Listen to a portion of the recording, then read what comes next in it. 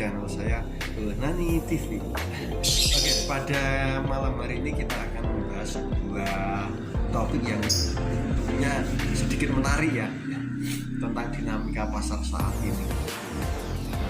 Banyak yang beranggapan pasar lagi lesu, banyak juga yang berpendapat bahwa pasar masih tetap ramai. Ini mana yang benar? Benar semua atau salah satunya yang salah? Oke, pertama kita bedah dulu ya tentang market, dinamika market saat ini. Oke, sekarang kita membedah dinamika market. Jadi ada dua market, dua segmen ya, yang di sini yang biasa ditempati oleh kita para trader, para penggalang, ataupun istilah kasarnya, istilah short Inggrisnya wholesaler. Oke, ada dua, yakni membidik segmen pasar atau membidik segmen hobis. Oke, dari dua segmen yang ini ya, segmen pasar alias barang-barang ikan-ikan kualitas rendah atau menengah ke bawah, dan segmen hobis yang memang secara quality itu memang bagus. Oke, beberapa hari ini lelangan saya itu memang sepi ya, sepi karena memang dinamika pasar saat ini memang ya kayak gini, ada kalanya ya rame, ada kalanya kurang rame, ada kalanya anyep.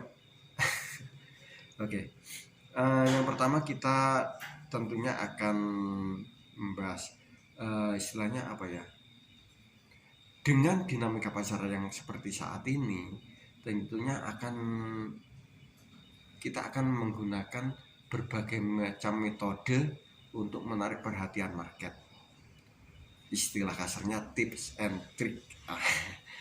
Untuk membidik segmen yang lesu kayak gini ya, yang keadaan dinamika pasar yang lesu, tentunya ada dua strategi yang utama, yakni dalam lelangan kita menempatkan OBKB yang rendah.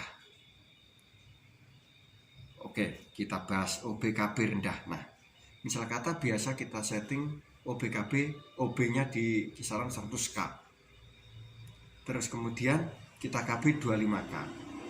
Dengan dinamika market yang seperti saat ini, yang mungkin untuk OB saja nggak tembus, tentunya seller akan mencari ramuan, mencari formula gimana agar OBKB yang misal kata 100k ini bisa tembus ya, bisa tembus oleh para bidder, tentunya dengan memberikan OB yang sedikit rendah dan KB yang sedikit tipis ya.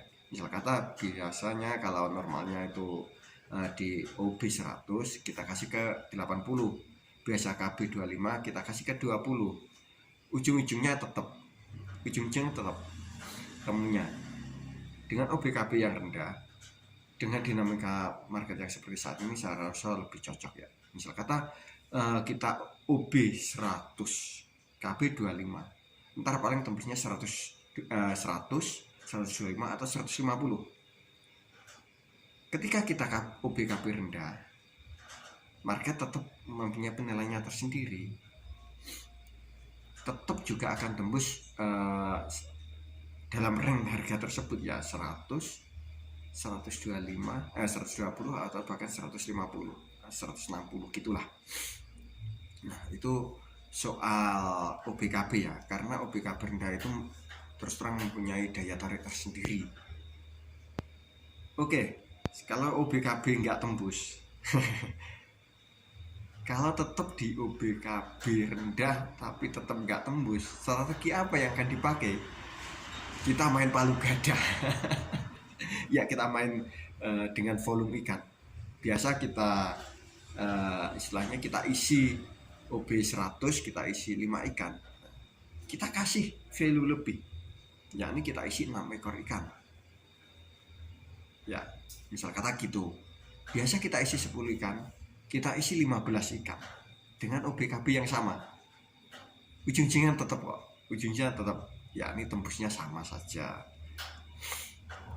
Oke, target market sudah ya, pasar ataupun hobis. Nah, kalau yang hobis nih, yang hobis, ya namanya hobi kan istilahnya kan eh, rare item atau sebuah seekor ikan yang mempunyai keunikannya tersendiri, entah itu di dorsal, kaudal ataupun analnya, atau bahkan eh, ikan yang panjang, ikan koki yang panjang itu juga mempunyai nilainya tersendiri, bukan melulu ikan yang round body ya.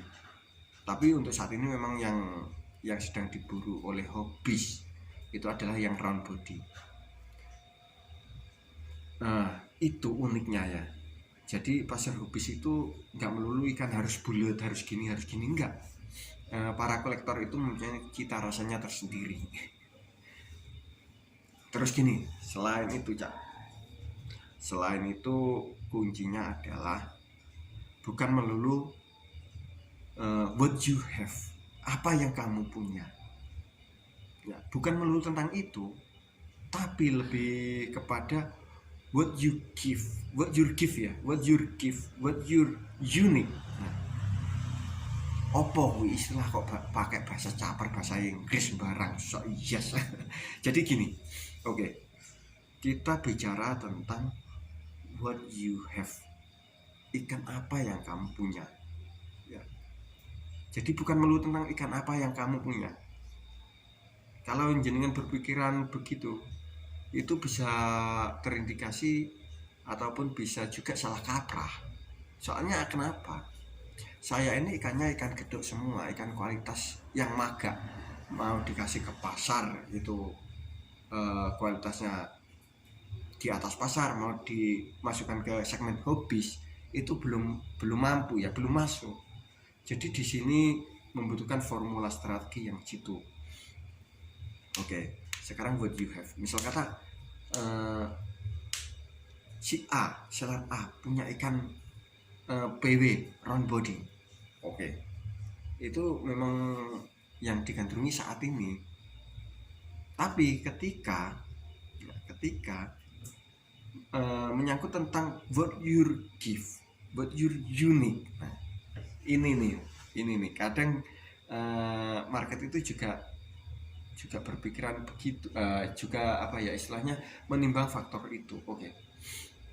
Jadi gini, ketika sampean punya produk yang baik, misal kata Demekin, mata balance, dorsal tegak, round body, terus kemudian istilahnya potensial jumbo. Nah, itu sebuah nilai plus pada ikan. Tapi ketika tidak diimbangi dengan what you give, what you're unique, itu juga akan letoy pada akhirnya. Karena apa? Karena market bukan hanya melulu tentang gimana kamu jualan, tapi juga tentang pelayanan after sales. Apa yang kamu berikan setelah penjualan. Jadi istilahnya hubungan antara penjual dan pembeli itu tidak terhenti hanya sebatas lo jual gua beli, gua jual lo beli, enggak. Jadi akan ada istilahnya follow up tersendiri setelah salesnya itu ya, after sales. Misal kata gini, oke, kita jangan membahas after sales dulu ya. Kita membahas tentang what you give. Nah, ketika Anda punya ikan yang wow gitu, yang good quality, dan pelayanan sampean standar saja, sampean akan disalib, didahului, di take over, di overtake oleh seller lain yang bisa memberikan lebih, value lebih. Misal kata follow up dia cepat, terus kemudian dia bisa diajak istilahnya apa ya, komunikasi, konsultasi gitu. Service yang dianggap sepele begini ini sangat berkesan untuk para buyer ya.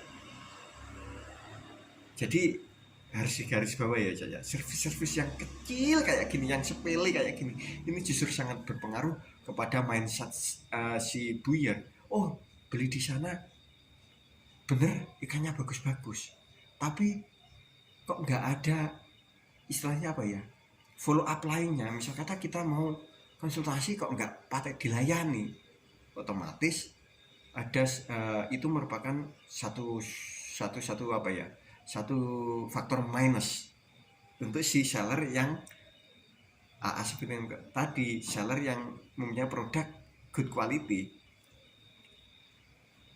Kemudian si buyer itu akan memilih di seller si B, ya, dia follow up-nya bagus, diajak komunikasi oke, diajak konsultasi yes. Nah, dia akan memilih faktor itu walaupun secara ikan kualitasnya sedikit di bawah atau bahkan jauh di bawah si seller si A. Tentang what you give, bahasanya kami selain dalam so English soalnya. Tentang what you give sudah kita bahas. Nah, sekarang menginjak tentang what your unique. Keunikan apa yang kamu berikan berbanding seller yang lainnya. Misal kata si A, keunikannya adalah ikannya bagus. Seller B, ikannya di bawah grade si A, tapi dia mempunyai faktor plus, yakni after salesnya. Nah, sampean sebagai seller C, apakah akan masuk pada segmennya si A, servisnya si A, servisnya si B? Kalau jenengan ingin masuk, itu nanti akan menimbulkan suatu perang harga. Nanti kita bahas. Oke. What your unique? Keunikan apa yang sampean tawarkan? Diferensiasi apa gitu? Alhamdulillah. Nah, ini PR panjenengan semua untuk apa ya? Untuk mencari tahu, karena panjenengan sendiri yang tahu apa yang sampean butuhkan untuk bersaing pada market yang semakin berdarah-darah ini. Terus gini, tadi sedikit membahas tentang perang harga. Itu pasti terjadi, pasti. Karena apa? Karena istilahnya semua membidik market yang sama dengan strategi yang sama. Udah hancur, seller kecil hancur. Maka dari itu sampean harus menempatkan strategi yang tertepat, yang